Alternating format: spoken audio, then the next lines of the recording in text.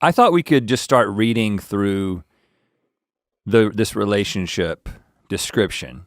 The Enneagram Institute has a really, again, I've already plugged the website, but I love the website because of the way it's organized and it's simple and you don't have to read a book to kind of understand the basics of the Enneagram.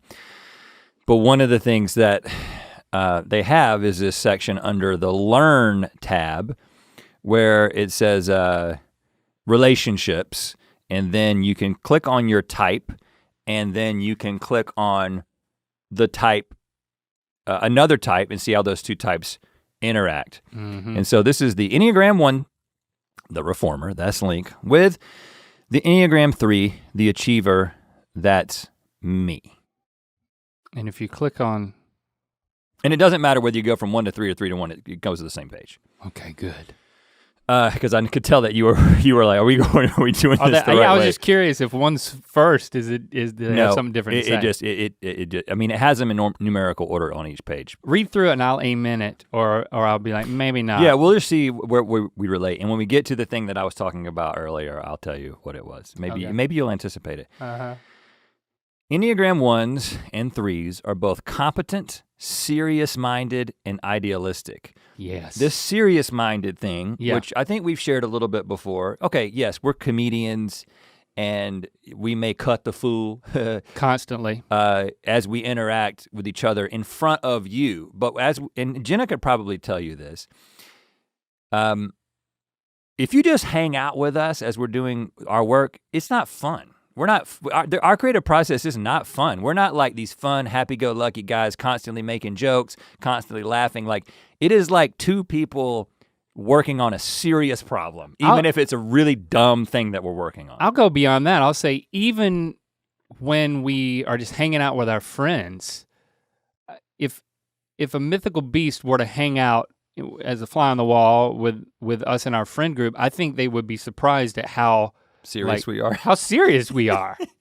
It's like we have a good time, but it's not like, I think they may think that we would be on, but we're not. And I think the thing is that if we were as unserious as we tend to be when we're in our performance mode all the time, we can't live with ourselves. You wouldn't be watching, there would be no podcast, there would be no mythical entertainment. None of this stuff that we've been doing for over a decade would actually have happened, which, okay, let's get into that. Because this, back to the website, this is a highly task-oriented relationship with both partners driven to hard work and to be intensely aware when, individually and collectively, they are not measuring up to their own expectations and high standards.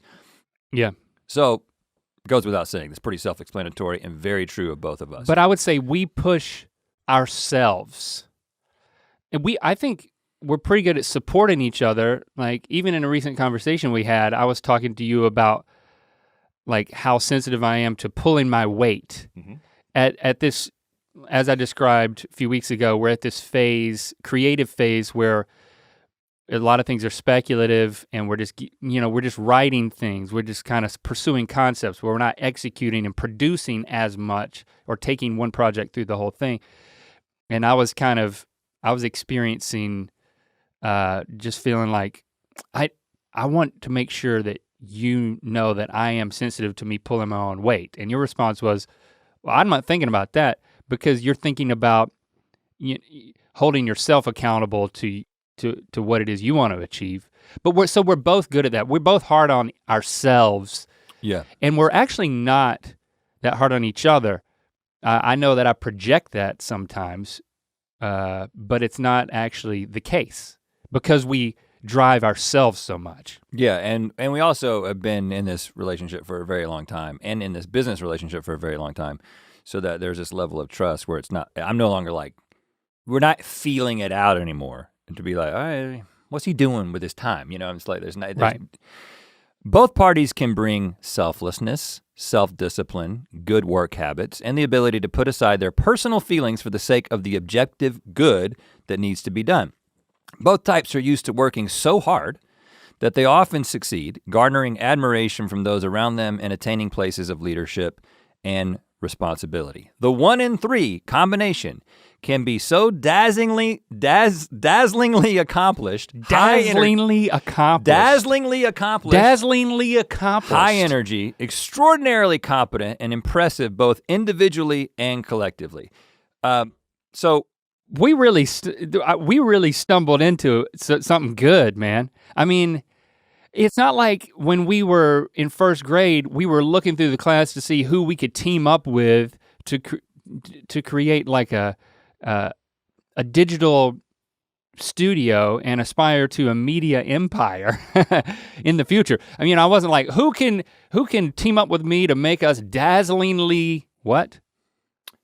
Accomplished. It's not like I didn't say it 3 times.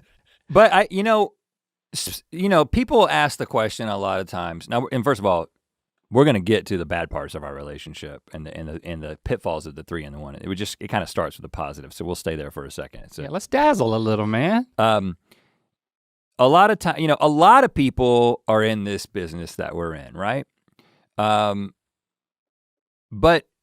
a minority of people who are in the creator business sort of take it to the level that we've taken it to. And I'm not patting ourselves on the back. I'm just saying that there's plenty of creators who are just like, guys, I don't want a company with 100 people. That's not what I want. I just want to create. Yeah. And I think that maybe even sometimes against our own interests, because we can, we should. Right, we're just like, this could get bigger. This could be more successful. Yeah. We could make this company bigger. We could have a bigger idea. We could take this further. And there's very little evaluation of whether or not we should, it's just a given that that's what's gonna happen. And it's been that way since the beginning, and that's why it's continued to grow, because it's almost a maniacal, at sometimes pathological and self-harming instinct to just keep pushing. Because neither person in the relationship, now we'll talk about how the 3s and the 1s balance each other, but neither one in the relationship is really holding you back from continuing to move forward in general. There could be some frustrations, which we'll talk about, but it isn't like the 1 is like, I don't want to move forward. The 1 is like, I want to move forward, but in a particular way. And the 3 is just like, I want to move forward because when we move forward, it'll be good. We get there. I think is really, yeah. When we move forward, we get there. They both strive after excellence, both as an ideal and as something to personally embody. Sometimes they succeed so well that this pairing virtually glows with self-confidence and the thrill of their own talents. They strive to make each other proud of them, someone the other can look up to and show off to his or her friends and family. They enjoy planning and organizing their lives. Sometimes I invite you over and I'm like, look at my friend. Right. They enjoy planning and organizing their lives, dividing up responsibilities after seeing who is objectively better at which tasks.